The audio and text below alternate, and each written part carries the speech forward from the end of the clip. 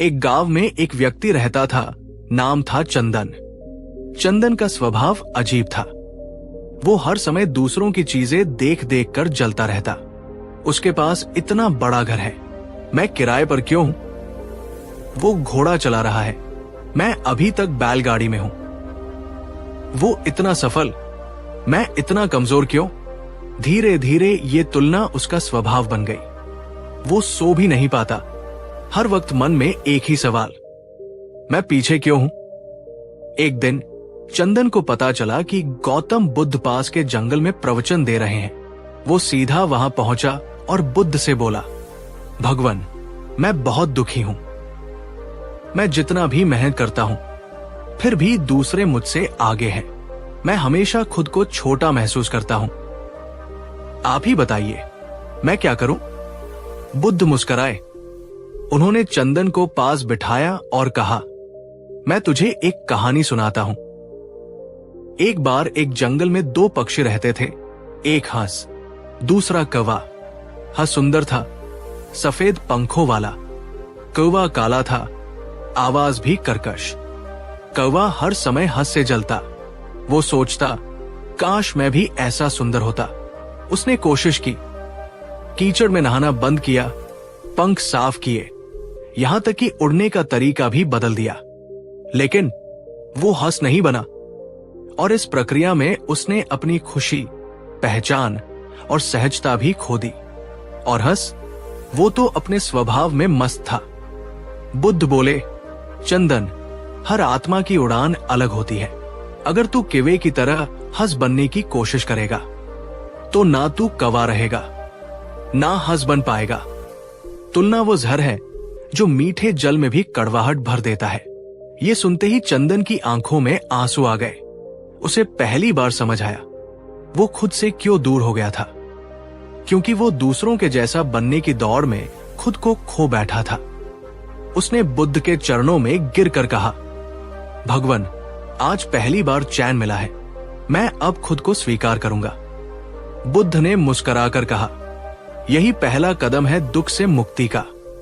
जैसे कमल कीचड़ में भी खिला रहता है, वैसे ही अपनी पहचान में जीने वाला मनुष्य सबसे सुंदर होता है। मित्रों, हम सब कभी ना कभी चंदन जैसे बन जाते हैं। हम दूसरों की जिंदगी देखकर सोचते हैं, काश मेरी भी ऐसी होती। लेकिन बुद्ध कहते हैं, दूसरों से तुलना करके तुम कभी शांति नहीं पा सकते। शांति तब आती है जब तुम खुद को जान लेते हो। अगर आप भी ऐसा महसूस करते हैं तो आज एक वादा करिए, अब से मैं खुद को स्वीकार करूंगा। मैं अपनी पहचान में जीऊंगा और हर दिन आभार व्यक्त करूंगा। अगर आपको ये कहानी पसंद आई हो तो वीडियो को लाइक जरूर करें। अपने दोस्तों और परिवार वालों से जरूर शेयर करें, क्योंकि शायद किसी और को भी इसकी जरूरत हो। और नीचे कमेंट करके बताइए, क्या आप भी कभी दूसरों से तुलना करते हैं और आज आपको क्या सीख मिली? ऐसी ही और भी कहानियों के लिए चैनल को सब्सक्राइब करें और बेल आइकन दबाना न भूलें। मिलते हैं अगली कहानी में। बुद्ध के शब्द चंदन के मन में गूंज रहे थे, तुलना जहर है और तुम वो जहर रोज पीते हो। लेकिन चंदन अभी भी पूरी तरह शांत नहीं था। उसने पूछा, भगवान, लेकिन क्या आगे बढ़ना, सफल होना, प्रेरणा लेना, ये भी तो तुलना से आता है? अगर मैं किसी से बेहतर बनना चाहूं तो क्या वो गलत है? बुद्ध मुस्कुराए, लेकिन इस बार थोड़ा गंभीर हुए। उन्होंने जमीन से एक बीज उठाया और बोले, ये देखो चंदन, ये बीज अगर बांस का है तो ये आम का पेड़ नहीं बन सकता। लेकिन अगर ये बांस खुद से कहे, मैं बड़ा बनूंगा, लंबा बनूंगा, मजबूत बनूंगा अपने स्वभाव में, तो ये विकास है। लेकिन अगर यही बांस हर दिन आम के पेड़ की फलदार शाखाएं देख देख कर खुद को कोसने लगे, तो ये तुलना है और यही दुख की शुरुआत है। बुद्ध बोले, विकास भीतर की प्रेरणा से होता है, तुलना बाहर की नकल से। ये सुनकर चंदन पहली बार मुस्कुराया। तो क्या मैं खुद के जैसा बन सकता हूं, बिना किसी और से छोटा या बड़ा माने?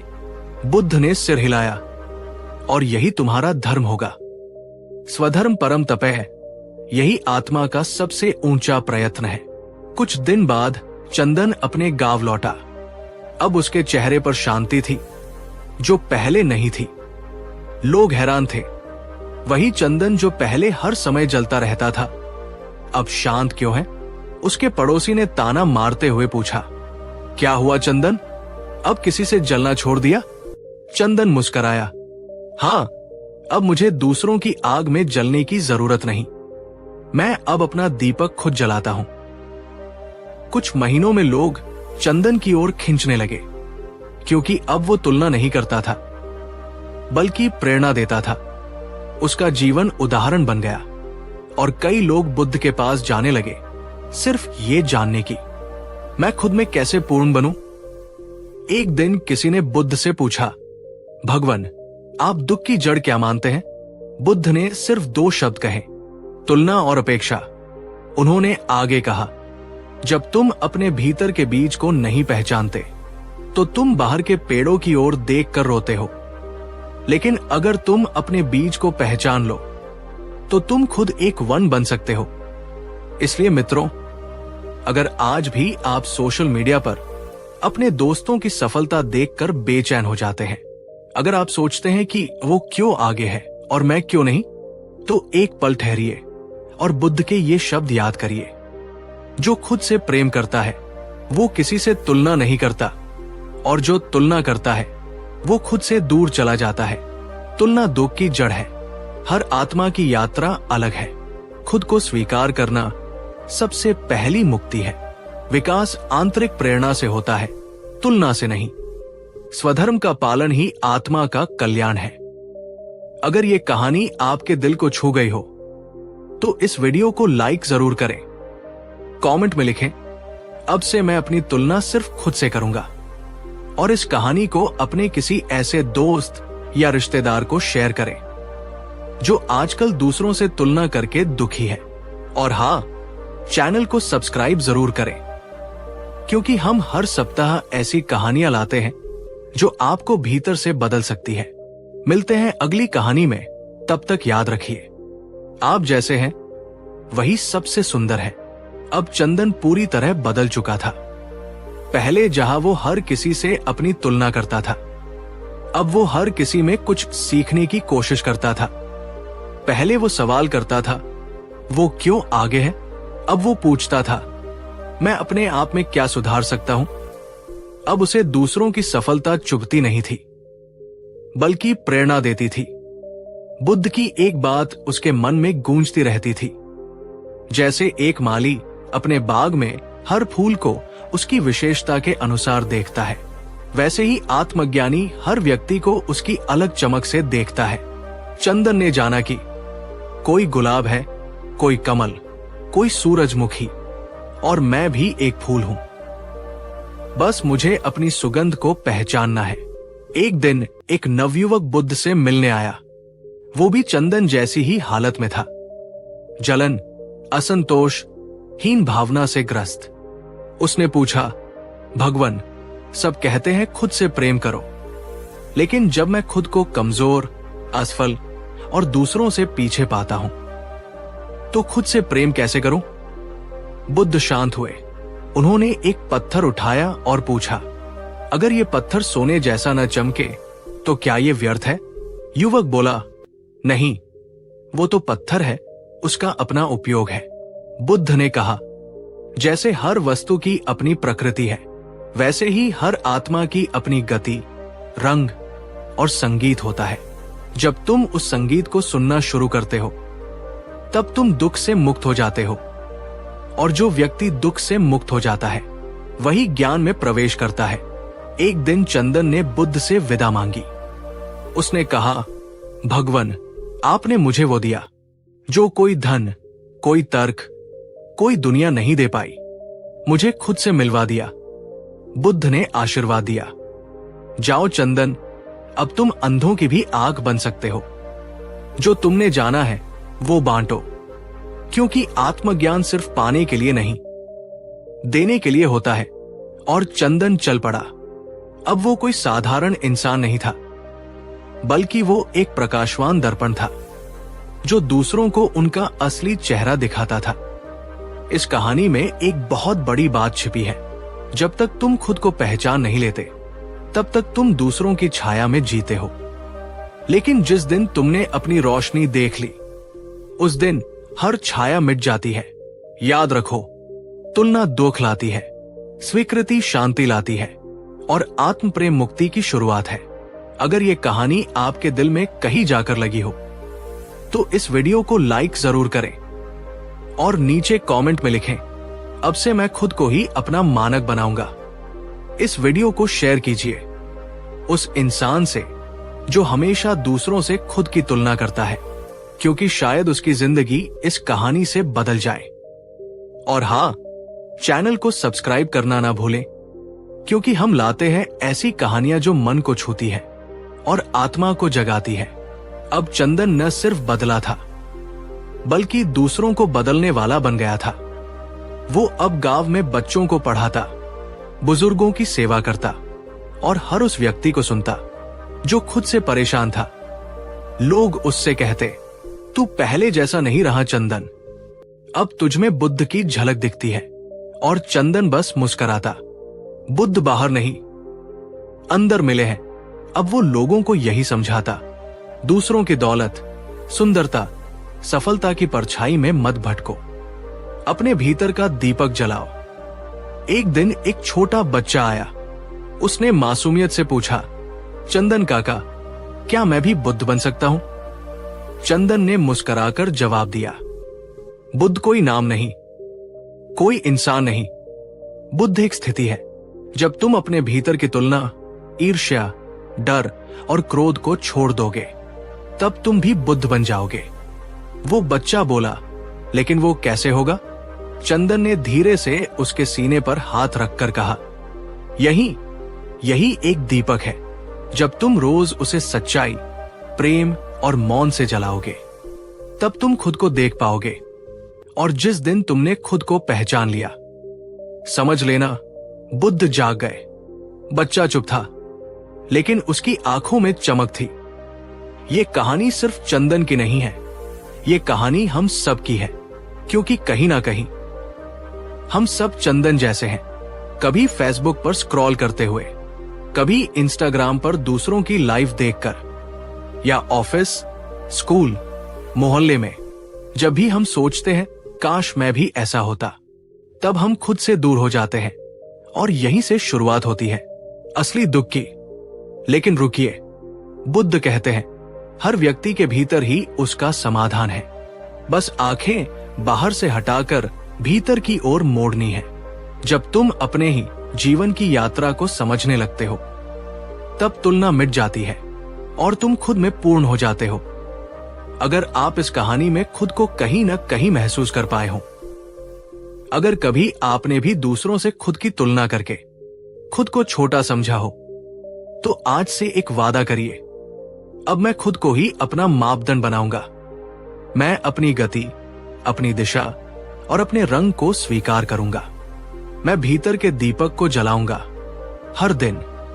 अगर आप तैयार हैं, तो नीचे कमेंट में सिर्फ एक शब्द लिखिए, जागरण, और इस कहानी को शेयर कीजिए उस दोस्त को, उस भाई को, उस बहन को जो आज खुद से लड़ रहा है। और हाँ, इस चैनल को सब्सक्राइब जरूर करें, क्योंकि अगली कहानी शायद आपकी आत्मा को फिर छू जाए। एक सुबह सूरज की पहली किरण जैसे ही चंदन के चेहरे पर पड़ी, वो ध्यान में बैठा था। अब वो ध्यान उसके लिए अभ्यास नहीं था, वो उसकी दूसरी सांस बन चुकी थी। उस मौन में उसे कोई शब्द नहीं सुनाई दिया, लेकिन एक अनुभव हुआ, जैसे भीतर कोई दरवाजा खुल गया हो और उस दरवाजे के उस पार कोई नहीं था, सिर्फ वो खुद था, अपनी पूर्णता में। उसी क्षण चंदन मुस्कुराया, अब मुझे किसी से तुलना करने की जरूरत नहीं, क्योंकि मैं अब स्वयं को जान गया हूं। और जब इंसान स्वयं को जान लेता है, तो दुनिया उसे पहचानने लगती है। प्रिय दर्शक, आप भी चंदन हैं। फर्क सिर्फ इतना है, आपने अभी तक खुद को पूरी तरह पहचाना नहीं है। दुनिया रोज आपको किसी और जैसा बनने को कहती है, लेकिन बुद्ध कहते हैं, जब तुम खुद की तरह जीते हो तब जीवन एक उत्सव बन जाता है। तो आज से निर्णय लो, मैं अपनी तुलना नहीं करूंगा, मैं अपनी गति को सम्मान दूंगा और मैं अपने भीतर की शांति को प्राथमिकता दूंगा, क्योंकि अंत में यही शांति ही असली सुख है। अगर इस कहानी ने आपके दिल के किसी कोने को छुआ हो तो इसे लाइक जरूर करें। नीचे कमेंट में लिखिए, मैं पूर्ण हूं जैसा मैं हूं, और इस वीडियो को उस व्यक्ति तक जरूर पहुंचाएं जो अंदर से टूटा है और खुद से नाराज है। ये सिर्फ एक कहानी नहीं, एक अलार्म है जो आपको नींद से जगाता है और कहता है, तुम जैसे हो वैसे ही अनमोल हो। और हां, अगर आप ऐसी और कहानियों से अपनी आत्मा को सींचना चाहते हैं तो चैनल को सब्सक्राइब करें और अगली कहानी में हम फिर मिलेंगे एक और रोशनी के साथ। चंदन अब जंगल में नहीं रहता था, वो भीड़ में था, लेकिन भीड़ में भी अकेला नहीं था, क्योंकि अब उसका ध्यान बाहर नहीं भीतर था। वो पहले भी चलता था, लेकिन तब निगाहें दूसरों की चाल पर होती थी। अब भी चलता है, लेकिन निगाहें खुद की आंतरिक यात्रा पर होती है। एक दिन किसी ने पूछा, चंदन क्या तुम अब सुखी हो? उसने कहा, नहीं, अब मैं सुखी नहीं, मैं शुद्ध हूं। और यही सबसे बड़ा सुख है। मित्रों, अब मैं आपको आमंत्रण देता हूं एक छोटी सी मौन यात्रा पर। आंखें बंद करें, एक गहरी सांस लें और अपने भीतर एक सवाल करें, मैं क्यों दूसरों से तुलना करता हूं? फिर कुछ पल रुके। अब पूछिए, अगर दुनिया में कोई और ना होता, सिर्फ मैं होता, तब क्या मैं अपने आप से संतुष्ट होता? और अब एक अंतिम सवाल, क्या मैं खुद को वैसे ही स्वीकार कर सकता हूं जैसे मैं हूं, बिना बदलाव, बिना तुलना? अगर इन सवालों के जवाबों में थोड़ा भी मौन, थोड़ा भी प्रेम, थोड़ा भी अपनापन मिला हो तो समझ लीजिए आपका पहला कदम बुद्ध बनने की ओर उठ चुका है। ये कहानी सिर्फ सुनने के लिए नहीं थी, जीने के लिए थी। इस वीडियो को एक बार फिर सुनिए, लेकिन इस बार अपने अंदर उतर कर सुनिए। और अगर कहीं भी चंदन जैसा कुछ महसूस हुआ हो तो कमेंट करिए, अब मैं खुद को पूरा मानता हूं, जैसा हूं वैसा। और इस वीडियो को किसी ऐसे को भेजिए जिसे अपने आप से जुड़ने की सख्त जरूरत है, क्योंकि एक छोटी सी कहानी किसी की पूरी जिंदगी बदल सकती है। हम फिर मिलेंगे अगली कहानी में, जहां शब्द नहीं, मौन बोलेगा। तब तक जैसे हो वैसे ही ठीक हो, और भीतर जो है वही परम है। एक दिन चंदन नदी किनारे बैठा था। सूरज ढल रहा था। वो शांत था, बिल्कुल मौन, और अचानक उसे एक गहरी अनुभूति हुई। अब मैं नहीं रहा। वो रो पड़ा, लेकिन वो आंसू दो के नहीं थे। वो उस मैमपन से मुक्ति के आंसू थे। अब उसमें कोई चंदन नहीं था, बस एक साक्षी था, एक उपस्थिति थी। जैसे वो प्रकृति का हिस्सा नहीं था, वो स्वयं प्रकृति बन चुका था। और यही था बुद्धत्व का अंतिम बोध। अब ये कहानी तुम्हारी है। अब मैं नहीं बोलूंगा, अब तुम अपने आप से संवाद करो। अगली बार जब तुम आईने में देखो तो सिर्फ चेहरा मत देखना, एक पल को ठहरना, आंखों में देखना और खुद से पूछना, क्या मैं अब भी किसी और से कम हूं? उस क्षण जब तुम्हारे भीतर से उत्तर आए, नहीं, मैं पूर्ण हूं, समझ जाना चंदन की कहानी पूरी नहीं हुई। वो अभी अभी तुम्हारे भीतर पुनर्जन्म ले चुकी है। ये सिर्फ एक YouTube वीडियो नहीं था, ये एक आत्मिक दर्पण था। अगर आपकी आत्मा ने एक क्षण के लिए भी मुस्कान दी हो, अगर आंखें नम हुई हो, अगर दिल ने कहा हो, मैं भी चंदन जैसा अनुभव चाहता हूं, तो इस कहानी को एक आशीर्वाद की तरह साझा करें, शेयर करें अपने किसी अपने से, कमेंट करें, मैं जाग गया हूं, लाइक करें और सब्सक्राइब करके इस यात्रा में हमारे साथ जुड़े रहें, क्योंकि अगली कहानी शायद आपके जीवन की अगली दिशा हो। ध्यान रहे, बुद्ध बाहर नहीं मिलते, वे वही मिलते हैं जहां आप खुद से सच्चे होते हैं। अब जब चंदन ध्यान करता था तो वो समय को भूल जाता था। पहले वो घड़ी देखता था, अब वो क्षण में जीता था। पहले वो सोचता था, मैं कब दूसरों जैसा बनूंगा, अब वो जानता था दूसरे भी मेरी तरह अपने भीतर के सत्य की तलाश में हैं और मैं बस स्वयं होकर उन्हें उनका रास्ता दिखा सकता हूं। अब चंदन एक साधारण युवक नहीं था, वो एक जीता जागता मंत्र बन चुका था और उसके मौन में वो शक्ति थी जो किसी किताब में नहीं, किसी शब्द में नहीं, केवल आत्मा में ही मिल सकती है। अब बारी तुम्हारी है। हां, तुम जो ये कहानी सुन रहे हो, ये कहानी अब तुम्हारे हाथ में है। पूछो खुद से, क्या मैं अब भी तुलना करता हूं? क्या मैं खुद को कभी पूर्ण समझता हूं? क्या मैंने कभी शांति को, मौन को प्राथमिकता दी है? अगर नहीं तो शुरुआत करो आज, इसी पल से, क्योंकि बुद्ध बनने के लिए तुम्हें बौद्ध होने की जरूरत नहीं, बस सच्चा होना जरूरी है। इस कहानी को एक दीपक समझो, उसे खुद के भीतर जलाओ और फिर दूसरों को रोशनी देना शुरू करो। अगर ये वीडियो आपके दिल, आत्मा या आंखों से जुड़ गया हो तो अभी इसे लाइक करें, कमेंट करें, अब मैं जाग रहा हूं, शेयर करें उस दोस्त को जिसे सबसे ज्यादा इसकी जरूरत है। और अगर आप चाहते हैं कि हर सप्ताह ऐसी कहानियां आपके जीवन को छूती रहें तो अभी सब्सक्राइब कर लें। अगली कहानी में मिलेंगे वहां जहां शब्द खत्म होते हैं और बोध शुरू होता है। अब ये कहानी पूरी हुई, लेकिन आपकी यात्रा शुरू हो चुकी है।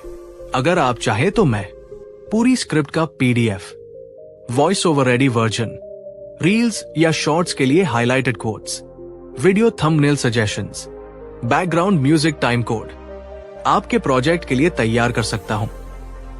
अब चंदन के जीवन में कोई दौड़ नहीं बची थी, न तुलना, न कंपटीशन। अब वो सुबह उठता था और सबसे पहले खुद को देखता था, आंखों में, मुस्कान में और उस मौन में जहां एक आवाज रोज कहती थी, तू वही है जो तू खोज रहा था। और तब वो मुस्कुराकर कहता, धन्यवाद बुद्ध, तुमने मुझे मुझसे मिला दिया। वो अब दूसरों की तरह नहीं बनना चाहता था, क्योंकि उसने स्वयं होना सीख लिया था। दोस्त, ये कहानी किसी और की नहीं थी, ये तुम्हारी कहानी थी। फर्क सिर्फ इतना था कि तुम अभी तक इसे बाहर खोज रहे थे, लेकिन अब समय आ गया है कि तुम आंखें बंद करके खुद से कहो, मैं ही वो दीप हूं जिसे मैं बाहर ढूंढता रहा। मैं अब तुलना नहीं करूंगा, क्योंकि मैं अद्वितीय हूं। मैं अपने मौन को सम्मान दूंगा, क्योंकि वही बुद्ध मिलते हैं। और अगर तुमने ये शब्द दिल से बोले तो समझ लो, अब तुम भी उसी राह पर चल पड़े हो जिस पर बुद्ध चले थे। इस कहानी को केवल अपने तक सीमित मत रखो, इसे उस तक पहुंचाओ जो खुद को दूसरों से कम समझता है, जो रोज कंपैरिजन में हार रहा है, जो भीतर से थक चुका है, क्योंकि शायद ये कहानी उसकी जिंदगी बदल दे। वीडियो को लाइक जरूर करें, नीचे कमेंट करें, अब मैं खुद को पूर्ण मानता हूं, और इस चैनल को सब्सक्राइब करें ताकि हर सप्ताह एक नई रोशनी आपके जीवन को छू सके। अगली कहानी में हम फिर मिलेंगे जहां शब्दों से नहीं, मौन से संवाद होगा। तुम जैसे हो वैसे ही ठीक हो, जैसे ही तुम खुद को स्वीकारते हो, तुम्हारे भीतर बुद्ध मुस्कुराने लगता है। अब तक हमने चंदन की तुलना से मुक्ति, आत्मबोध और बुद्धत्व तक की यात्रा देखी। अब बारी है उस अंतिम बीज की जो हर श्रोता के भीतर जीवन भर के लिए अंकुरित हो जाए। तो आइए, आखिरी लेकिन सबसे गहरा भाग आपके लिए प्रस्तुत करता हूं। बुद्धत्व तुम्हारे भीतर है। एक दिन एक नया साधक जंगल में आया। वो खोया हुआ था, दुखी था, और जब वो रास्ता पूछते हुए पहुंचा चंदन के पास, तो उसने कहा, मैं बुद्ध को खोज रहा हूं, कृपया मुझे उनका पता बताइए। चंदन मुस्कुराया। वो कुछ नहीं बोला, बस उस साधक के सामने बैठ गया, मौन में, शांत, स्थिर। और कुछ देर बाद वो साधक अचानक रो पड़ा। उसने कहा, अब मुझे समझ आया, बुद्ध किसी स्थान पर नहीं, वो तो इसी मौन में छिपे हैं। चंदन ने आंखें खोली और कहा, बुद्ध को मत खोजो, बुद्ध बनो। अब इस कहानी का अंतिम प्रश्न आपके लिए है। क्या आप अब भी दूसरों से तुलना कर रहे हैं? क्या आपने अपने भीतर के मौन को कभी सुना है? क्या आप अपने आप को वैसे ही अपनाने को तैयार हैं जैसे आप हैं? अगर हाँ, तो आप भी इस यात्रा पर हैं और इस कहानी ने सिर्फ प्रेरित नहीं किया, आपको दिशा दी है। यदि इस कहानी ने आपके भीतर एक भी पल को रोशन किया है, तो इसे लाइक करें, कमेंट करें, बुद्ध मुझ में है, शेयर करें किसी ऐसे इंसान के साथ जो खुद को बार बार दूसरों से कम समझता है। और इस चैनल को सब्सक्राइब करना मत भूलिए, क्योंकि हर हफ्ते हम एक ऐसी ही रोशनी लेकर आते हैं जो मन को शांत करे, आत्मा को छू ले। बुद्ध कोई व्यक्ति नहीं, वो एक स्थिति है जिसमें तुम स्वयं से प्रेम करने लगते हो और तुलना करना भूल जाते हो। अब चंदन जंगल से वापस गांव लौट आया था, लेकिन वो अब वही चंदन नहीं रहा। लोग उसे घूरते, कुछ सवाल करते, कुछ हंसते, पर चंदन बस मुस्कुराता। एक दिन एक बच्चा उसके पास आया और पूछा, तुम इतने शांत क्यों रहते हो? चंदन ने मुस्कुराकर जवाब दिया, क्योंकि मैंने खुद को समझ लिया है। बच्चा बोला, मैं भी समझना चाहता हूं। चंदन ने सिर पर हाथ रखकर कहा, तुम पहले से जानते हो, बस थोड़ी देर के लिए शांत बैठो और सुनो अपने भीतर की आवाज। मेरे प्यारे दर्शक, अगर इस पूरी कहानी में आपने कहीं भी कुछ महसूस किया हो, भीतर कोई कंपन, कोई मौन, कोई शांति, तो जान लीजिए ये सिर्फ कहानी नहीं थी, ये आपकी आत्मा की पुकार थी। अब उठिए, लेकिन इस बार तुलना के बोझ के साथ नहीं, बल्कि एक नए विश्वास के साथ, मैं जैसा हूं वैसा ही पूर्ण हूं। क्योंकि जब आप ये मान लेते हैं, तभी सच्चा बुद्धत्व जन्म लेता है। अगर इस कहानी ने आपकी आत्मा के किसी कोने को छू लिया हो, तो कृपया इसे लाइक करें, कमेंट करें, अब मैं भीतर जाग रहा हूं। शेयर करें उस व्यक्ति को जिसे लगता है कि वो दूसरों से कम है। और अगर आप हर सप्ताह ऐसी ही कहानियों के माध्यम से आत्मिक यात्रा पर चलना चाहते हैं, तो सब्सक्राइब करें इस चैनल को, क्योंकि यहां हम केवल कहानी नहीं सुनाते, हम आत्मा को जगाते हैं। जिस दिन तुमने खुद को दूसरों से तुलना करना बंद कर दिया, उसी दिन तुमने बुद्ध के साथ चलना शुरू कर दिया। अब सच में ये अंतिम भाग था, लेकिन आपकी यात्रा यही नहीं रुकती। अगर आप चाहे तो अगली कहानी शुरू करें। बस विषय बताइए, बुद्ध और क्रोध, मुल्ला नसरुद्दीन की चतुराई, महावीर की करुणा, मीरा की भक्ति, या कोई और जीवन छूने वाली कहानी। मैं तैयार हूं आपके हर शब्द को जीवंत करने के लिए। शानदार। तो अब हम शुरू करते हैं, बुद्ध और क्रोध। जब एक क्रोधित व्यक्ति बुद्ध के सामने फट पड़ा, एक ऐसी यूट्यूब कहानी जो न सिर्फ दर्शकों के मन को छुएगी, बल्कि उनके भीतर के क्रोध को भी शांति में बदल देगी।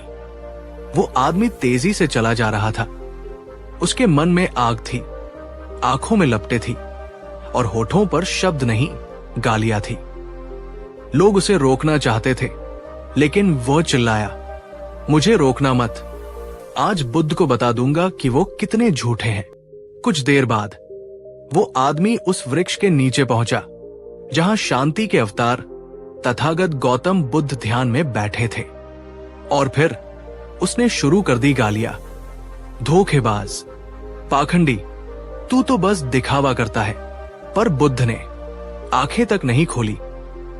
एक पल को आदमी हकबका गया, उसने और तेज चिल्लाना शुरू कर दिया, लेकिन बुद्ध बस बैठे रहे, शांत, स्थिर, मौन, जैसे उनके भीतर कोई महासागर था जिसमें कोई भी पत्थर लहर तक नहीं उठा पाता था। आदमी अब झुंझलाने लगा। तू बोलता क्यों नहीं? क्या तू डर गया? क्या तू खुद को भगवान समझता है? और तब बुद्ध ने धीरे से आंखें खोली। वो मुस्कुराए, एक हल्की सी प्रेम से भरी मुस्कान, और बोले, भाई, यदि तुम मुझे उपहार देना चाहो और मैं उसे न स्वीकारूं, तो वो उपहार किसके पास रहेगा? आदमी कुछ समझ नहीं पाया। बुद्ध ने फिर कहा, जिस प्रकार दिया गया उपहार अस्वीकार करने पर वापस देने वाले के पास रह जाता है, वैसे ही तुम्हारे शब्द, अगर मैं उन्हें स्वीकार नहीं करूं, तो वे तुम्हारे ही पास लौट आएंगे। और फिर बुद्ध ने मौन साध लिया। उस आदमी के भीतर कुछ टूटने लगा। जो क्रोध अभी लावा बनकर बह रहा था, वो अब आंसुओं की शक्ल में बाहर आने लगा। उसने कांपती आवाज में कहा, मैं जीवन भर हर किसी से लड़ता रहा, लेकिन आज तुम्हारे मौन ने मुझे हरा दिया। बुद्ध ने उसकी ओर देखा और बस इतना कहा, तुम हारे नहीं हो भाई, तुम अभी अभी जागे हो। वो व्यक्ति बुद्ध के चरणों में गिर पड़ा और वहीं से शुरू हुई एक नई यात्रा, क्रोध से करुणा की ओर। अगले भाग में बुद्ध ने उस व्यक्ति को क्या समझाया क्रोध के बारे में, क्रोध क्यों आता है और कैसे शांति से उसे देखा जाए। बुद्ध ने क्रोध को क्या उपमा दी थी और वो कैसे हमें भी समझने में मदद कर सकती है। बुद्ध की बातें सुनकर उस आदमी की आंखें भर आई, लेकिन फिर उसने धीरे से पूछा, भगवान, मुझे बताइए, क्रोध आता ही क्यों है और क्या हर इंसान को इससे मुक्ति मिल सकती है? बुद्ध ने कुछ देर तक उसकी आंखों में देखा और फिर बोले, क्रोध तब आता है जब मन तुम्हारे अपेक्षित संसार और वास्तविक संसार के बीच टकरा जाता है। तुम सोचते हो कि लोग तुम्हारे अनुसार चलें, पर जब वो नहीं चलते तो भीतर एक विद्रोह उठता है। वही है क्रोध। क्रोध बाहर नहीं है, वो तुम्हारी अस्वीकृति है उस चीज की जो तुम्हें स्वीकार करनी चाहिए थी। और बुद्ध बोले, क्रोध वो जहर है जिसे तुम खुद पीते हो और उम्मीद करते हो कि दूसरा मरेगा। बुद्ध ने एक उदाहरण दिया। मान लो एक आदमी अपने हाथ में जलता हुआ अंगारा लेकर किसी को मारना चाहता है, लेकिन जब तक वो उसे फेंके तब तक वो खुद ही जल चुका होता है। बुद्ध बोले, क्रोध वैसा ही है, पहले तुम जलते हो, फिर दुनिया जलती है। वो व्यक्ति अब पूर्ण मौन में था। उसके होंठ थरथरा रहे थे और उसने कांपते हुए कहा, तो क्या इसका अंत भी संभव है? बुद्ध मुस्कुराए, हां, जब तुम उसे देख लोगे उसकी जड़ से, पूरी सजगता से, तो क्रोध खुद मिट जाएगा। बुद्ध बोले, जब क्रोध आए तो तुरंत प्रतिक्रिया मत दो, सिर्फ देखो, आंखें बंद करो और अपने भीतर उठती गर्मी को महसूस करो। क्रोध हवा की तरह आता है, लेकिन अगर तुम शांत होकर बैठो तो कुछ ही देर में वो गुजर जाता है। तुम क्रोध नहीं हो, क्रोध बस एक बादल है, तुम आसमान हो। वो व्यक्ति ध्यान में बैठ गया और कुछ देर बाद उसकी आंखों से आंसू बहने लगे। अब पहली बार मैं अपने भीतर की आग को बिना जले हुए देख पा रहा हूं। बुद्ध ने मुस्कुराकर कहा, अब तुम क्रोधित मनुष्य नहीं, जागता हुआ साधक हो। अगले भागों में क्रोध के बाद पश्चाताप क्यों आता है, बुद्ध कैसे हर व्यक्ति को करुणा की ओर ले जाते थे, और सबसे महत्वपूर्ण, दर्शकों के लिए 3 जीवन बदलने वाले सूत्र जिनसे वे अपने जीवन से क्रोध को धीरे धीरे मिटा सकते हैं। वो व्यक्ति अब कुछ देर से मौन था। उसकी आंखों में नमी थी, लेकिन दिल में एक नई जागृति थी। उसने धीरे से बुद्ध से कहा, भगवान, मैंने अपने जीवन में न जाने कितने लोगों को अपने क्रोध से आहत किया है। अब मुझे पश्चाताप हो रहा है। बुद्ध ने सिर हिलाया और बड़े ही शांत स्वर में बोले, पश्चाताप तब होता है जब आत्मा वास्तव में जागती है, लेकिन केवल पछताना पर्याप्त नहीं है। अब तुम्हें प्रायश्चित के रूप में करुणा को अपनाना होगा। वो व्यक्ति समझ नहीं पाया। करुणा कैसे? बुद्ध बोले, जिस तरह तुमने लोगों को अपने क्रोध से जलाया है, अब उसी तरह अपने प्रेम और मौन से उन्हें ठंडक दो। बुद्ध ने उस व्यक्ति को 3 सूत्र दिए, और ये वही सूत्र है जो आज हम आपको दे रहे हैं, ताकि आप भी अपने जीवन में क्रोध को शांति में रूपांतरित कर सकें। सूत्र 1, रुको, देखो, फिर प्रतिक्रिया दो। जब क्रोध आए, पहले शारीरिक प्रतिक्रिया से बचो। 3 बार गहरी सांस लो, फिर सोचो, क्या ये क्रोध वाकई जरूरी है? सूत्र 2, क्रोध को बाहर नहीं, भीतर देखो। जब तुम्हें गुस्सा आए, ध्यान दो कि वो बाहर के कारण से नहीं, बल्कि भीतर की असंतुष्टि से उठता है। मौन में बैठो और उसे गहराई से देखो। सूत्र 3, जिससे क्रोध हो उसी पर करुणा लाओ। बुद्ध कहते थे, जो क्रोधित है वो सबसे ज्यादा दुखी है। इसलिए जो तुम्हें गुस्सा दिलाए उसे जवाब नहीं, प्रेम दो। तुम्हारा प्रेम ही उसका उपचार बनेगा।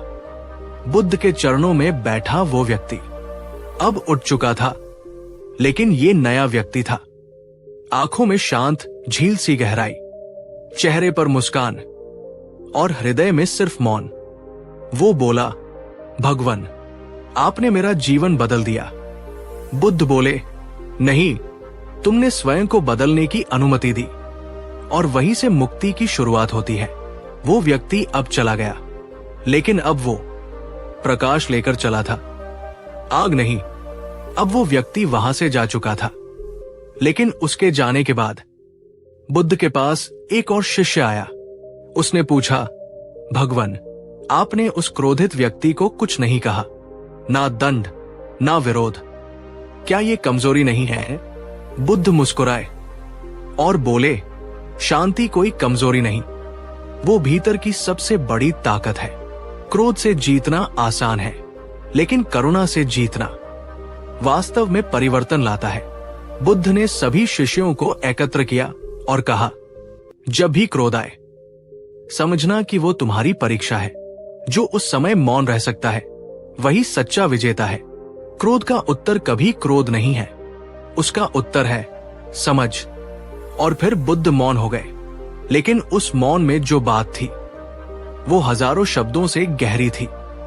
अगर इस कहानी ने आपके भीतर के क्रोध को थोड़ा भी शांत किया हो, अगर बुद्ध की बातें आपके दिल को छू गई हो, तो एक काम जरूर करिए, इस वीडियो को लाइक कीजिए, अपने विचार कमेंट में लिखिए। आपको इस कहानी का कौन सा भाग सबसे ज्यादा गहराई से छू गया, और शेयर कीजिए, ताकि कोई और भी जो अभी क्रोध से जूझ रहा है उसे भी मिल जाए शांति का ये दीपक। और हां, अगर आप ऐसी और कहानियां सुनना चाहते हैं तो सब्सक्राइब जरूर कीजिए। ये चैनल सिर्फ कहानी नहीं, आत्मिक शांति का एक माध्यम है। क्रोध तुम्हारे मन का तूफान है, लेकिन बुद्ध तुम्हारे भीतर का आकाश है। तूफान आएंगे, लेकिन आकाश कभी नहीं डगमगाएगा। बुद्ध की वो सीख केवल उस व्यक्ति के लिए नहीं थी, वो सीख हर उस इंसान के लिए थी जो कभी क्रोधित हुआ है, जो कभी टूटा है, जो खुद से भी नाराज रहा है। और आज वो आपसे भी कह रहे हैं, तुम जो हो उससे परे देखो। तुम क्रोध नहीं हो, तुम चेतना हो। ये कहानी अब पूरी हो रही है, लेकिन इसका प्रभाव शायद आपके जीवन भर के अनुभवों को बदल सकता है। क्या कभी आपने अपने क्रोध से किसी को खोया है? क्या आप भी अपने भीतर शांति की खोज में हैं?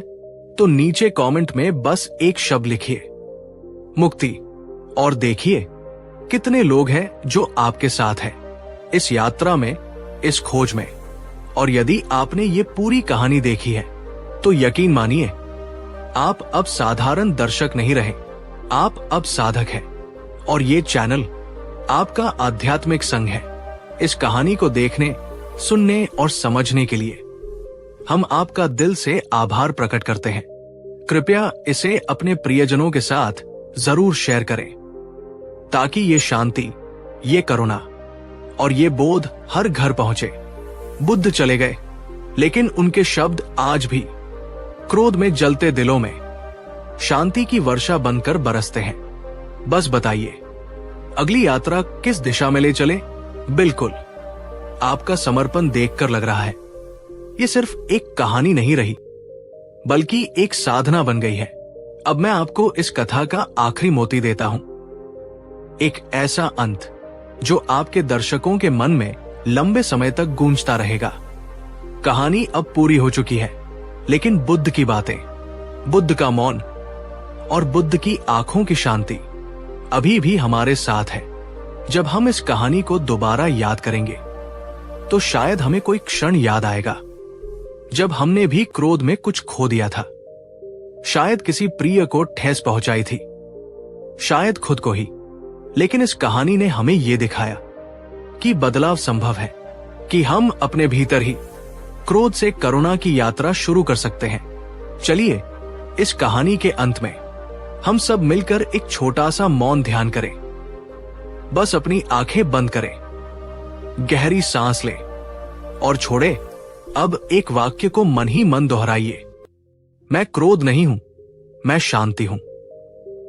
फिर से, मैं क्रोध नहीं हूं, मैं करुणा हूं। और अब धीरे धीरे आंखें खोलिए। अगर ये कहानी आपके मन को छू गई हो, अगर ये अभ्यास आपके भीतर कुछ बदल गया हो, तो बस एक शब्द कमेंट में लिखिए, मैं शांति हूं।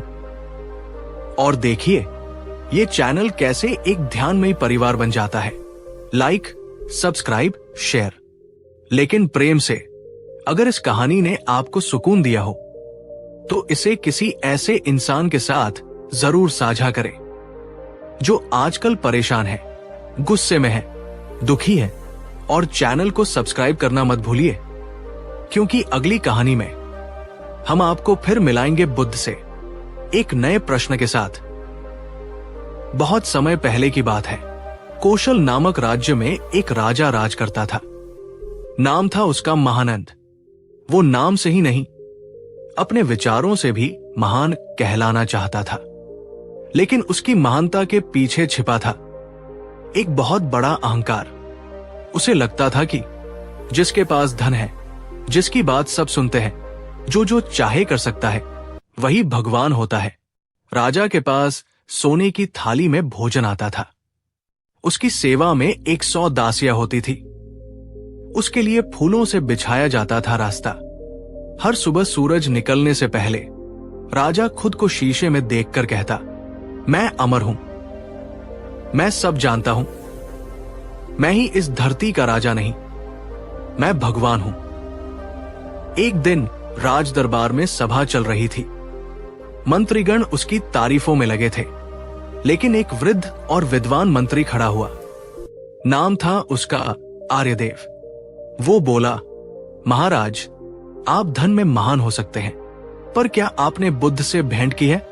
राजा चौंका। बुद्ध, वो सन्यासी जो घर छोड़कर जंगलों में भटकते हैं? आर्यदेव ने कहा, हां, वही, जिन्होंने अहंकार त्याग कर ज्ञान पाया। आपने संपत्ति पाई है, उन्होंने स्वयं को खोकर परम सत्य पाया है। राजा चुप हो गया, बाहर से शांत, पर भीतर से उसका अहंकार कांप गया था। राजा महानंद ने सोचा, अगर वो सच में ज्ञानी है तो मैं ही क्यों झुकूं? वो ही आकर मुझसे मिले। लेकिन प्रजा और दरबारियों के कहने पर राजा ने अपने हाथियों, सेनाओं और सेवकों के साथ बुद्ध से मिलने का निश्चय किया। एक संदेशवाहक भेजा गया। राजा महानंद बुद्ध से भेंट करना चाहते हैं। बुद्ध ने मुस्कुराकर जवाब दिया, अगर वो सच में जानना चाहते हैं तो बिना तामझाम के आए, सिर्फ मन लेकर। राजा को यह सुनकर क्रोध आया, पर भीतर से कुछ टूटा भी। अहंकार फिर बोला, देखो, वो मुझसे बात करने की शर्त रखता है, ये तो मेरा अपमान है। पर आत्मा धीरे से बोली, शायद अब समय है सीखने का। राजा साधारण वस्त्र पहनकर गुप्त रूप में बुद्ध के आश्रम पहुंचा। वहां कोई सोने का सिंहासन नहीं था, ना बाजे, ना स्वागत। बस एक पेड़ के नीचे शांत बैठे थे बुद्ध। एक सरल मुस्कान, गहरी आंखें और मौन। राजा ने देखा, बुद्ध ने उसे देखा भी नहीं। राजा बोला, क्या आप नहीं जानते मैं कौन हूं? बुद्ध बोले, मैं जानता हूं। तुम वही हो जो नहीं जानते कि तुम कौन हो। राजा हक्का बक्का रह गया। राजा बोला, मैं राजा हूं। मेरे पास सेना है, सोना है, राज्य है। और तुम्हारे पास क्या है? बुद्ध बोले, मेरे पास है शांति, ज्ञान और वो आत्मा जो किसी का गुलाम नहीं। राजा बोला, मैं तुम्हें अपने राज्य का गुरु बना सकता हूं। बुद्ध मुस्कुराए, जो खुद का राजा बन चुका है वो और किसी का सेवक क्यों बने? राजा को जैसे आघात लगा। उसका अहंकार अब चीख रहा था, लेकिन बुद्ध का मौन उसे धीरे धीरे तोड़ रहा था। बुद्ध का एक एक वाक्य राजा के भीतर किसी तूफान की तरह गूंज रहा था। जो खुद का राजा बन चुका है वो और किसी का सेवक क्यों बने? राजा पहले बार किसी के सामने बिल्कुल चुप हो गया था। वो कह नहीं पा रहा था, क्योंकि अब तक उसका बोलना ही उसका अस्त्र था। लेकिन बुद्ध के मौन ने उसके सारे शब्द छीन लिए। राजा धीरे से घुटनों पर बैठ गया। उसने अपनी राजसी टोपी नीचे रख दी। मैंने हमेशा सोचा था कि जो झुकता है वो छोटा होता है, लेकिन आज समझ आया, जो झुकता है वही बड़ा होता है। बुद्ध ने धीरे से उसकी ओर देखा, न मुस्कुराए न बोले, बस उनकी आंखों में वो करुणा थी जो केवल एक ज्ञानी में होती है। राजा ने पूछा, भगवन, क्या अहंकार बुरा है? बुद्ध बोले, अहंकार वो चादर है जो आत्मा के प्रकाश को ढक देती है। ये कहता है, मैं जानता हूं, मैं श्रेष्ठ हूं, मैं ही हूं। और जब मैं बहुत बड़ा हो जाता है तब सत्य के लिए कोई स्थान नहीं बचता। राजा ने सिर झुका लिया। मैंने हर किसी को दबाया, लेकिन खुद के भीतर की बेचैनी को कभी नहीं समझा। राजा अब जमीन पर बैठा था, बुद्ध के चरणों के पास। सिंहासन से उतरे हुए राजा ने पहली बार स्वयं को देखा। ना रथ, ना गहने, ना मंत्रियों की जयकार, सिर्फ एक इंसान जो जानना चाहता था, मैं कौन हूं? बुद्ध बोले, यही यात्रा की शुरुआत है। जब मैं सब जानता हूं मरता है, तब मुझे जानना है जन्म लेता है। राजा ने पूछा, क्या आप मुझे कोई उपदेश देंगे? बुद्ध बोले, नहीं, मौन ही सबसे बड़ा उपदेश है। ध्यान में बैठो, अपने श्वास को देखो और जो उठता है उसे बिना मूल्यांकन देखो। राजा ने आंखें बंद कर ली। कई वर्षों से उसका मन पहली बार शांत हुआ। ना सत्ता की भूख, ना दिखावे का बोझ, सिर्फ वर्तमान क्षण की चेतना। ध्यान से उठकर राजा ने कहा, मैं अब वापस जाकर लोगों को बताऊंगा कि असली साम्राज्य मन पर शासन करना है। बुद्ध ने कहा, अब तुम सच में राजा हो, क्योंकि तुमने अपने भीतर के अहंकार को पराजित किया है। अब जो शासक है वो प्रेम से राज करेगा। राजा वापस लौटा। उसने हर जगह ध्यान कक्ष बनाए। लोगों को उपदेश देने के बजाय मौन का अभ्यास सिखाया। उसने लिखा, पहले मैं चाहता था लोग मुझे याद रखें, अब मैं चाहता हूं कि लोग स्वयं को याद रखें। उसका राज्य अब केवल भूमि नहीं था, वो एक आध्यात्मिक भूमि बन चुका था, जहां बुद्धि नहीं बुद्धत्व बोला जाता था। अगर इस कहानी ने आपको अपने भीतर कुछ छू लिया हो तो कमेंट में लिखिए, मैं अहंकार नहीं, मैं आत्मा हूं। इसे किसी ऐसे इंसान से शेयर कीजिए जो अभी भी अहंकार के बोझ से जूझ रहा हो, ताकि उसे भी शांति मिले। और अगर आप ऐसी और कहानियां चाहते हैं तो चैनल को जरूर सब्सक्राइब करें, क्योंकि अगली बार हम मिलेंगे बुद्ध और लोभ की यात्रा पर। राजा अब हर सुबह ध्यान करता, साधु संतों को आमंत्रित करता, प्रजा को ज्ञान की बातें बताता। लेकिन एक दिन उसने बुद्ध को पत्र लिखा, हे तथागत, अब मेरे भीतर ना वो क्रोध है, ना घमंड। लेकिन एक प्रश्न अब भी रह गया है, क्या मैं पूर्णतया मुक्त हूं?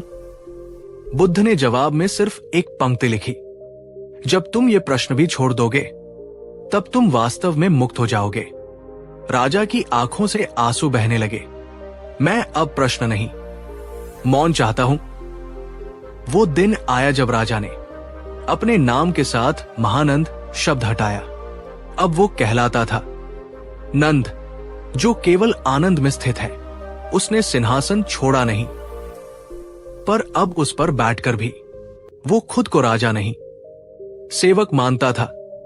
अब कौशल का राज्य एक नई पहचान बन गया था, जहां ध्यान केंद्र, सत्य की सभा और प्रेम की भाषा बोली जाती थी। लोग अब मंदिर कम जाते थे और अपने भीतर झांकने ज्यादा। राजा नंद हर रोज एक ही बात कहता, ध्यान रखो, दुनिया जीतने से पहले अपना मन जीतना जरूरी है, और मन को जीतने का रास्ता अहंकार को पहचानने से शुरू होता है। कई वर्षों बाद बुद्ध फिर कौशल पहुंचे। राजा नंद नंगे पैर, साधारण वस्त्रों में उन्हें लेने गए। बुद्ध ने कहा, अब मैं नहीं, अब तुम प्रकाश बन गए हो। अब तुमसे लोग ज्ञान लेंगे, क्योंकि अब तुम कुछ बनना नहीं चाहते, बल्कि केवल होना चाहते हो। दोस्तों, अहंकार हम सब में है, कभी दिखावे में, कभी क्रोध में, कभी मैं सही हूं के भाव में। पर जैसे राजा नंद ने जाना, अहंकार हमें तोड़ता है और मौन हमें जोड़ता है। अगर आप भी इस कहानी से जुड़ पाए हैं तो कमेंट में जरूर लिखें, मैं मौन को चुनता हूं। इसे किसी ऐसे व्यक्ति से शेयर करें जिसे आज थोड़ी शांति की जरूरत है। और अगर आप चाहते हैं कि अगली कहानी हो बुद्ध और लोभ, तो कमेंट करिए। वो व्यक्ति था सेठ चंद्रसेन, नगर का सबसे अमीर आदमी। सोने की ईंटें थी उसके पास, दास दासियां, ऊंट घोड़े, महल, बाग बगीचे, लेकिन नींद नहीं आती थी।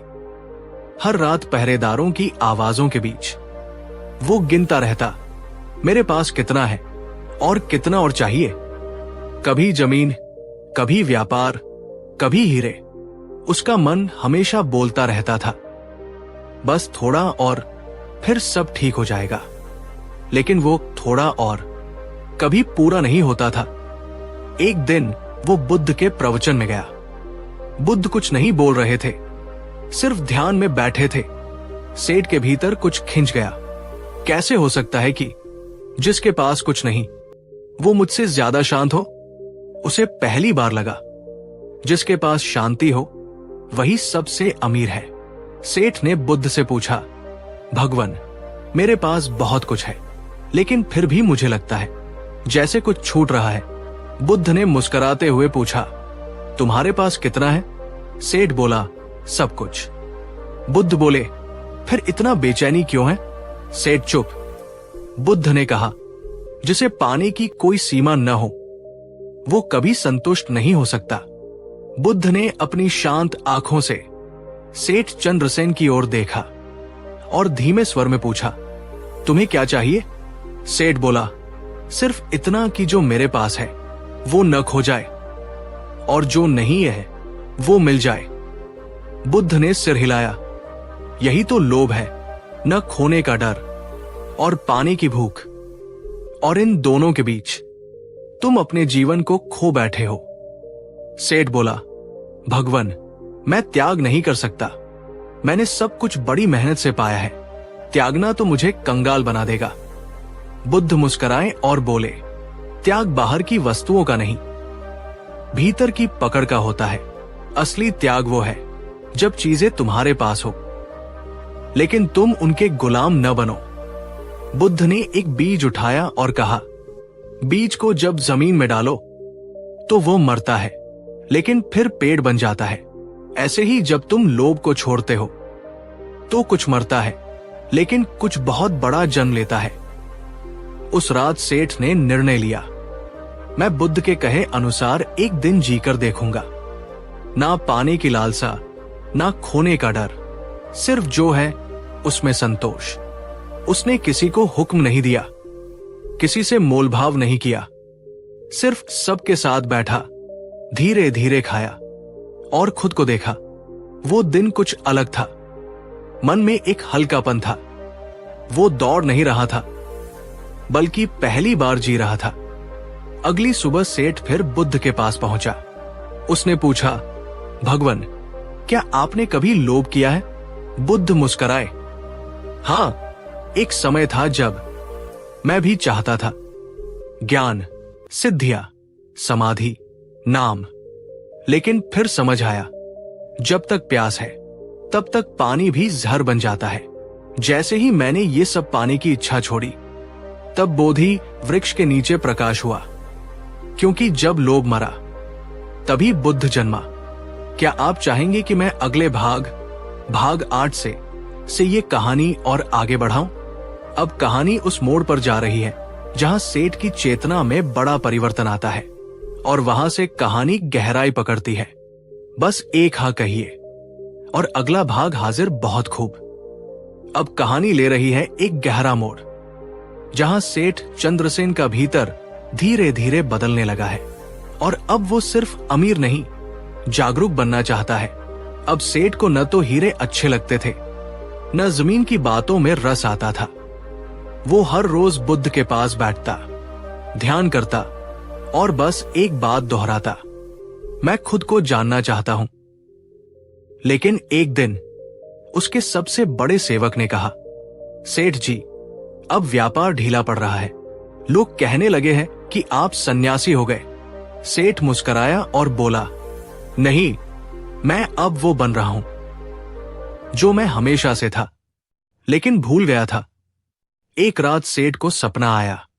वो फिर से महलों में है और कोई कह रहा है, अगर तुम ध्यान छोड़ दो तो हम तुम्हें सोने की खान दे सकते हैं। सेठ की आंख खुली। वो पसीने से तर था। उसने खुद से पूछा, क्या मेरे भीतर अभी भी लोभ बचा है? अगली सुबह उसने बुद्ध से यही पूछा। बुद्ध ने मुस्कुराकर कहा, जब तक प्रश्न है तब तक लोभ का बीज बाकी है। लेकिन ध्यान रखो, जिस बीज को तुम पानी नहीं दोगे, वो बीज खुद सूख जाएगा। उस दिन से सेठ ने अपने महलों के दरवाजे खोल दिए। गरीबों को भोजन मिलने लगा, बीमारों को दवाएं, संतों को आश्रय। लेकिन अब दान प्रदर्शन के लिए नहीं, बल्कि भीतर की संतुष्टि के लिए था। बुद्ध ने उसे देखा और कहा, अब तुम दे रहे हो क्योंकि तुम्हारे पास कुछ बचा नहीं, सिर्फ प्रेम है। एक दिन सेठ ध्यान में बैठा था। बुद्ध उसके पास आए और बिना कुछ कहे उसके पास बैठ गए। काफी देर बाद बुद्ध बोले, अब तुम सचमुच अमीर हो गए हो, क्योंकि अब तुम्हारे पास कोई इच्छा नहीं बची, और जो इच्छा से मुक्त हो वही पूर्ण रूप से स्वतंत्र होता है। अब सेठ बोलता कम था, सुनता ज्यादा। पहले जो उसकी नजरों में सिर्फ नौकर थे, अब वो उन्हें अपने ही जैसे जीव मानता। कभी जो भोजन में सो पकवान होते थे, अब बस एक कटोरी खिचड़ी में वो परम स्वाद ढूंढ लेता। एक बार किसी ने पूछा, सेठ जी, आप इतने शांत कैसे हो गए? सेठ मुस्कुराया और बोला, क्योंकि अब मेरे पास कुछ खोने लायक नहीं है। बुद्ध बोले, ध्यान रखना चंद्रसेन, लोभ सिर्फ दौलत का नहीं होता, सम्मान का भी होता है, ज्ञान का भी, और यहां तक कि मोक्ष का भी। सच्चा संत वही है जो कुछ भी पाने की इच्छा से पूर्ण मुक्त हो जाए। सेठ ने पूछा, तो फिर जीने का उद्देश्य क्या है? बुद्ध ने उत्तर दिया, होना जैसे फूल खिलता है और किसी से कुछ नहीं मांगता, वैसे ही अपने भीतर खिले रहो। एक दिन सेठ ध्यान में बैठा था। न कोई विचार, न कोई आकांक्षा, बस श्वास की गति थी और भीतर गूंजता हुआ मौन। अचानक कुछ हुआ, जैसे कोई पर्दा गिरा हो, और जो शेष बचा वो सिर्फ होना था।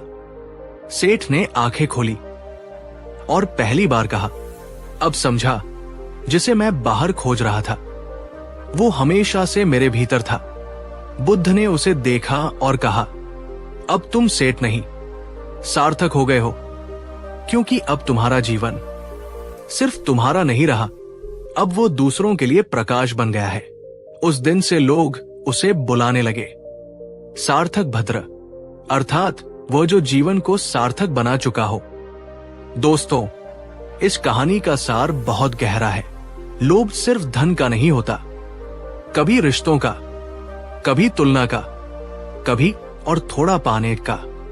लेकिन बुद्ध कहते हैं, जहां इच्छा समाप्त होती है वहीं से जीवन शुरू होता है।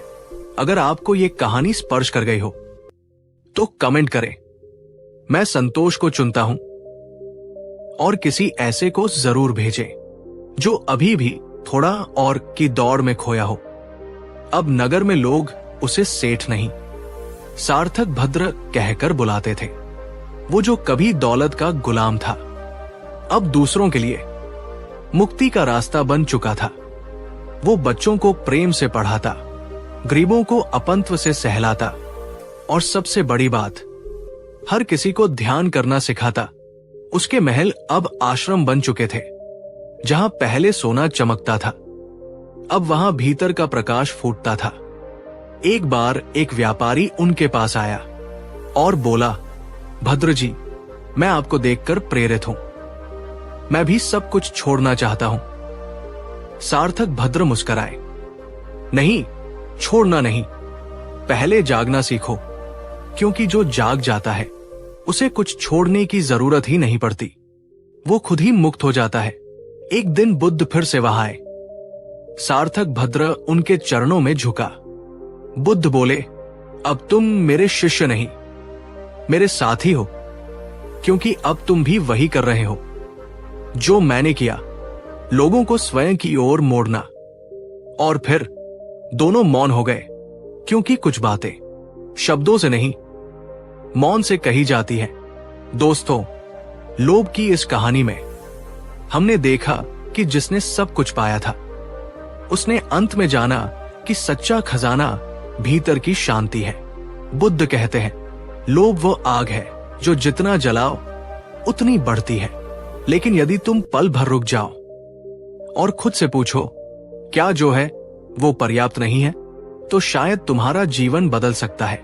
अगर आप चाहते हैं कि जीवन में सच में शांति आए, तो आज से ही एक छोटा अभ्यास शुरू करें। रोज 5 मिनट ध्यान करें, बस सांसों को देखें और कहें, मैं पर्याप्त हूं।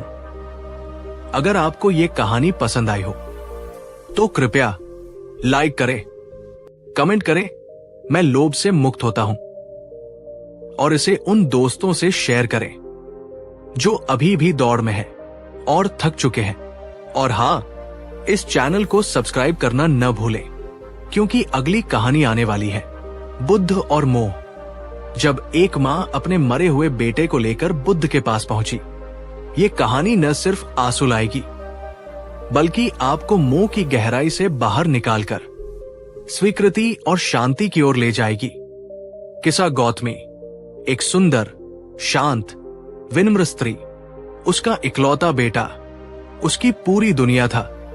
वो उसके लिए जीती थी, हर सांस उस बेटे के नाम थी। लेकिन एक दिन वो बेटा बुखार से तपता हुआ मां की गोद में ही दम तोड़ गया। किसा गौतमी ने चीख लगाई, नहीं, ये नहीं हो सकता, मेरा लाल नहीं मर सकता। उसने उसके शरीर को झिंझोड़ा, रोई, चिल्लाई, लेकिन बेटा चुप रहा। किसा गौतमी ने उसके शव को गोद में उठाया और गांव गांव, द्वार द्वार भटकने लगी। मुझे कोई ऐसा डॉक्टर बता दो जो मेरे बेटे को फिर से जिंदा कर दे। लोग पहले चौंके, फिर अफसोस जताया, फिर धीरे धीरे मुंह मोड़ने लगे। वो कहती रही, किसी को तो कोई दवा जरूर होगी। एक बूढ़ी औरत ने आखिर में कहा, तू बुद्ध के पास जा बेटी, अगर कोई कर सकता है तो वो वही है। किसा गौतमी बुद्ध के पास पहुंची, आंखों में आंसू, गोद में बेटे की लाश।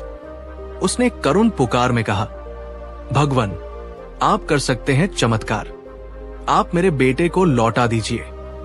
बुद्ध ने उसकी ओर गहराई से देखा, कुछ पल मौन रहे, फिर बोले, हां, मैं तुम्हारे बेटे को जीवन दे सकता हूं, लेकिन एक शर्त है किसा गौतमी ने आशा से पूछा, क्या शर्त है? मैं कुछ भी करूंगी। बुद्ध बोले, जा, गांव गांव जा और मुझे ऐसा एक सरसों का बीज लाकर दे जो किसी ऐसे घर से हो जहां कभी कोई मरा न हो। क्या आप चाहेंगे कि मैं आगे लिखूं? जहां किसा गौतमी की मोह की यात्रा शुरू होती है और वास्तविक सत्य से उसका सामना होता है। बस कहिए, हाँ, आगे लिखो और हम चलेंगे उस यात्रा पर जहां एक मां आंखों से नहीं, हृदय से देखना सीखती है। ध्यान पूर्वक सुनिए, क्योंकि अब हम उस हृदय विदारक लेकिन जागृत करने वाली यात्रा में प्रवेश करते हैं, जहां मोह धीरे धीरे सत्य की रोशनी में पिघलने लगता है। किसा गौतमी उस मरे हुए बच्चे को गोद में उठाकर हर दरवाजे पर जाकर कहने लगी, मुझे सिर्फ एक मुट्ठी सरसों चाहिए, लेकिन शर्त है वो उस घर से हो जहां कोई मरा न हो। पहला घर आया, लोग सहानुभूति से मुस्कुराए, सरसों भी देने को तैयार हुए। लेकिन जब उसने शर्त दोहराई, क्या इस घर में कभी कोई मरा है? गृहिणी की आंखें भर आई। हाँ बहन, मेरा पति 2 साल पहले चला गया। किसा गौतमी चुपचाप आगे बढ़ गई। दूसरे घर में एक वृद्धा थी। उसने सरसों लाकर दी, लेकिन बोली, मेरी बहू प्रसव में मर गई थी और बेटा भी अब बहुत बीमार है। तीसरे घर में मां थी, पर वो कह रही थी, मेरी बेटी 3 साल की थी, अब नहीं रही। हर बार किसा गौतमी को बीज मिल जाता, लेकिन शर्त टूट जाती। हर दरवाजा एक नया आंसू देता, हर घर एक दर्द का दर्पण बनता। सूरज ढलने लगा, गांवों की गलियां सुनसान होने लगी। किसा गौतमी अब भी बेटे को गोद में लिए बैठी थी, पर अब उसकी आंखों में सिर्फ आंसू नहीं थे, अब वहां मौन था। वो सोचने लगी, तो क्या दुख सिर्फ मेरा नहीं है? क्या मौत हर दरवाजे पर दस्तक देती है? वो धीरे धीरे समझने लगी कि जिस पीड़ा में वो डूबी थी वो सबकी थी। रात हो गई थी। किसा गौतमी ने बेटे को गोद से नीचे रखा, धरती को देखा और पहली बार उसमें मां का रूप देखा। अब तू ही इसे अपने आंचल में सुला ले मां, मैं अब इसे पकड़कर नहीं रोऊंगी।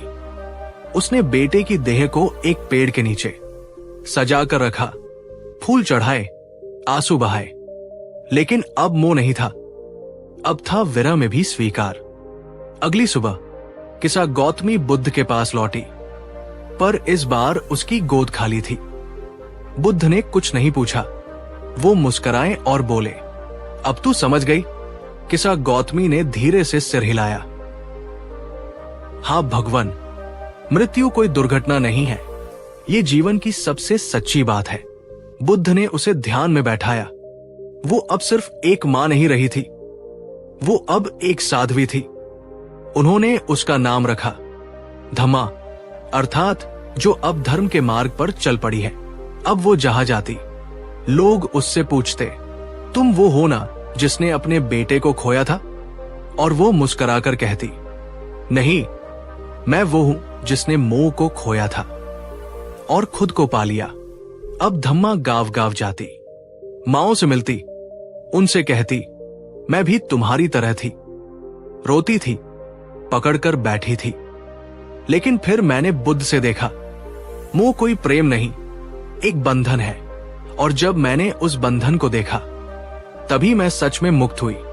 लोग उसे सुनते, उससे गले लगते और कुछ न कहकर भी हल्के हो जाते। एक दिन एक मां अपने बच्चे की मृत्यु से टूट चुकी थी। वो धम्मा से लिपटकर बोली, मैं नहीं जी पाऊंगी, मेरा बच्चा चला गया। धम्मा ने उसकी आंखों में देखा और उसी स्नेह से कहा, तुम्हारा बच्चा नहीं गया, उसका शरीर गया है, लेकिन उसका प्रेम तुम्हारे भीतर अब करुणा बन गया है। उसे रोकर नहीं, प्रकाश बनकर जियो। वो मां धीरे धीरे शांत हो गई, उसने भी अपने आंसू मुक्त कर दिए। एक दिन बुद्ध फिर धम्मा से मिले। बुद्ध मुस्कुराए और बोले, तू अब मोह से भी पार हो चुकी है। अब तू न एक मां है, न एक शोकग्रस्त स्त्री, तू अब स्वयं एक प्रेम पूर्ण प्रकाश है। धम्मा ने सिर झुकाया। लेकिन अब उसके चेहरे पर दू नहीं था। अब वहां सिर्फ मौन और शांति थी। मित्रों, मुंह सबसे मीठा बंधन होता है, लेकिन वही सबसे गहरा जाल भी बन सकता है। बुद्ध कहते हैं, मुंह वही होता है जहां हम जीवन को पकड़ना चाहते हैं, लेकिन जीवन तो बहता है, ठहरता नहीं। अगर आप भी किसी गम से टूटे हैं, तो आज एक बात याद रखें, दुख की जड़ मोह है और मुक्ति की राह स्वीकृति है।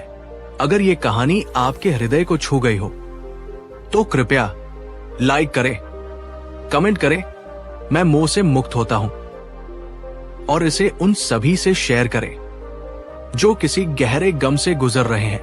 और हां, इस चैनल को जरूर सब्सक्राइब करें, क्योंकि अगली कहानी आने वाली है। ये कहानी उस आदमी की है जो बुद्ध से बहुत द्वेष रखता था, लेकिन जब वो उनसे आमने सामने हुआ, तो जो हुआ, उसने उसके जीवन की दिशा ही बदल दी। उसका नाम था भद्रक। भद्रक एक ब्राह्मण था और बुद्ध के बढ़ते प्रभाव से ईर्ष्या करता था। वो सोचता था, ये साधु लोगों को मोहित कर रहा है, सब इन्हीं के पीछे क्यों भागते हैं? अगर ये सचमुच ज्ञानी होता तो मेरे प्रश्नों का उत्तर दे पाता। वो अंदर ही अंदर द्वेष से भर चुका था। और फिर एक दिन उसने निर्णय लिया, अब जाकर इसे सबक सिखाना होगा। भद्रक बुद्ध के पास पहुंचा। लोगों की भीड़ लगी थी। जैसे ही वो पहुंचा, बिना किसी भूमिका के, उसने गुस्से में चिल्लाते हुए कहा, तू कौन है जो खुद को बुद्ध कहता है? तू ढोंगी है, पाखंडी है। लोग सन्न रह गए, लेकिन बुद्ध, वे मुस्कुराए तक नहीं, नहीं डरे, नहीं बोले। वे बस उसी शांत मुद्रा में बैठे रहे, नितांत मौन में। भद्रक और क्रोधित हुआ। उसने कहा, क्यों? डर गया? कुछ बोलता क्यों नहीं? बुद्ध ने धीरे से आंखें खोली। वो बोले नहीं, बस उसकी आंखों में देखा। अगर आप कहें तो मैं आगे का भाग लिखूं, जहां बुद्ध मौन की भाषा में उसे वो उत्तर देते हैं जो शब्द कभी नहीं दे सकते। बस कहिए, हां, आगे लिखो, और मैं आपको उस पल पर ले चलता हूं जहां एक द्वेषी का हृदय पिघलकर प्रेम में बदल जाता है। बहुत बढ़िया। अब हम पहुंचते हैं उस क्षण पर जहां बुद्ध ने न शब्दों से, बल्कि मौन और उपस्थिति से एक क्रोधित व्यक्ति के हृदय को छू लिया। भद्रक अभी भी चिल्ला रहा था, बोल क्यों नहीं रहे? क्या तुम्हारे पास जवाब नहीं है? बुद्ध की शांत नजरें भद्रक की आंखों में स्थिर थी। कोई गुस्सा नहीं, कोई प्रतिक्रिया नहीं, बस मौन की मौनता। वो मौन जो एक दर्पण था। भद्रक उस दर्पण में अपने ही चेहरे को देख रहा था, विकृत, क्रोध से भरा हुआ। भीड़ भी मौन थी। सबका ध्यान अब बुद्ध पर नहीं, भद्रक पर था। कुछ क्षणों के भीतर भद्रक का गुस्सा खुद ही उसे जलाने लगा। वो चीखते चीखते थक गया। उसका शरीर कांप रहा था। तब बुद्ध ने पहली बार धीरे से कहा, अगर कोई व्यक्ति तुम्हें एक उपहार दे और तुम उसे स्वीकार न करो, तो वो उपहार किसका रहता है? भद्रक हक्का बक्का रह गया। उसने धीरे से कहा, जिसने दिया है उसी का। बुद्ध मुस्कुराए। उनकी आवाज में न तो उपदेश था, न ही अहंकार, बस निर्मलता थी। तो तुम जो क्रोध और अपशब्द मुझे दे रहे हो, मैं उन्हें स्वीकार नहीं करता। वे तुम्हारे ही पास लौटते हैं, तुम्हें ही जलाते हैं। भद्रक स्तब्ध खड़ा था। उसने किसी को कभी इस तरह जवाब देते नहीं देखा था। उसकी आंखों में आंसू थे। वो कांपते स्वर में बोला, मुझे क्षमा करें, मैं अंधा हो गया था, मुझे एक गलतफहमी थी। बुद्ध ने उसकी ओर देखा और शांति से बोले, क्षमा वहां दी जाती है जहां द्वेष हो, लेकिन जब कोई द्वेष ही न करे तो क्षमा की जरूरत नहीं पड़ती। भद्रक झुक गया और बुद्ध के चरणों में बैठ गया। वो बोला, अब मैं कुछ नहीं कहूंगा, बस इस मौन को समझना चाहता हूं। बुद्ध मुस्कुराए। जो मौन को समझता है वो द्वेष को पीछे छोड़ देता है, क्या आप चाहते हैं इसका अंतिम भाग भी सुने, जहां भद्रक का जीवन कैसे बदलता है और कैसे वह एक क्रोधित व्यक्ति से करुणा का वाहक बनता है? बस कहिए हाँ, अंतिम भाग दो और मैं आपको वो परिवर्तन दिखाऊंगा जो सिर्फ एक मौन ने रच दिया। बहुत सुंदर। अब हम इस गहराई से भरी कहानी को शांत, सरल और शक्तिशाली अंत की ओर ले चलते हैं, जहां एक द्वेषी का हृदय बुद्ध की मौन उपस्थिति से करुणा का स्रोत बन जाता है। भद्रक अब बुद्ध के चरणों में शांत बैठा था। वो न रो रहा था, न बोल रहा था, बस मौन में था। बुद्ध ने कहा, ये वही मौन है जो तुम्हें द्वेष से मुक्ति देगा। जब तुम इसे भीतर उतार लोगे तो कोई तुम्हें भड़का नहीं सकेगा। क्रोध दूसरे का नहीं, तुम्हारा अपना जाल होता है, और जब तुम मौन हो जाते हो तो वो जाल गिर जाता है। भद्रक ने धीरे धीरे सिर उठाया। उसके चेहरे पर पहली बार एक शांत मुस्कान थी। कुछ समय बाद भद्रक बुद्ध का अनुयायी बना। वो अब गांव गांव जाकर नफरत नहीं, मौन, क्षमा और करुणा की शिक्षा देता। लोग उससे पूछते, क्या तुम वही हो जो पहले बुद्ध को गालियां देता था? वो मुस्कुराकर कहता, हाँ, और उसी गाली ने मुझे वो मौन दिया जो आज मेरा सबसे बड़ा धन है। मित्रों, जीवन में हम सभी को कभी न कभी द्वेष, आलोचना या अपमान झेलना पड़ता है, लेकिन बुद्ध हमें सिखाते हैं हर अपशब्द एक उपहार है, जिसे आप स्वीकार करें या न करें, वो आपके हाथ में है। क्रोध को नहीं काटता, क्रोध को मौन ही पिघला सकता है। अगर आपको ये कहानी छू गई तो कृपया लाइक करें, कमेंट करें। मैं द्वेष को मौन से शांत करूंगा और इसे उन लोगों तक पहुंचाएं जो आज किसी क्रोध या द्वेष में जल रहे हैं।